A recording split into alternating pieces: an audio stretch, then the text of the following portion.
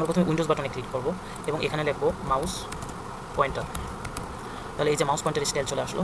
তো দেখেন এখানে আমরা সাদা আছে, আমরা যদি কালো সিলেক্ট করি তাহলে আমাদের পয়েন্টারটা কালো হয়ে যাবে, ব্ল্যাক অ্যান্ড হোয়াইট করলে ব্ল্যাক অ্যান্ড হোয়াইট, হলুদ দিয়ে দিলে কার্সরটা হলুদ হয়ে যাবে। অথবা আপনি এখান থেকে মনে করেন যে অন্যান্য কালারও চুজ করতে পারেন, এখানে আরও অপশন আছে, এখান থেকেও চুজ করতে পারেন। তারপর হচ্ছে সাইজ, আমরা যদি কার্সরের সাইজটা একটু বড় করতে চাই সেটা এখান থেকে আমরা বড় করতে পারবো। দেখেন আমার কার্সরটা বড় হয়ে গেছে।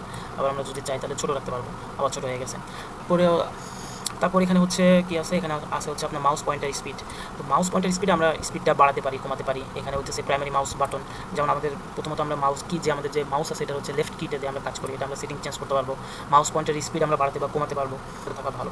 তারপর হচ্ছে roll the mouse wheel to scroll. তো এখানে হচ্ছে আমরা যখন আমাদের যে কিবোর্ডের মাঝখানে যে বাটনটা থাকে যেটা রোল করা হয়, সেটা এক রোলে আপনি কত দূর যেতে চান সেটা, যেমন এক্ষেত্রে হচ্ছে মাল্টিপল লাইন্স, কয়েকটা লাইন উপরে যাবে, অথবা একবার স্ক্রল করে দেখা যাবে একটা স্ক্রিন সমান উপরে চলে যাবে।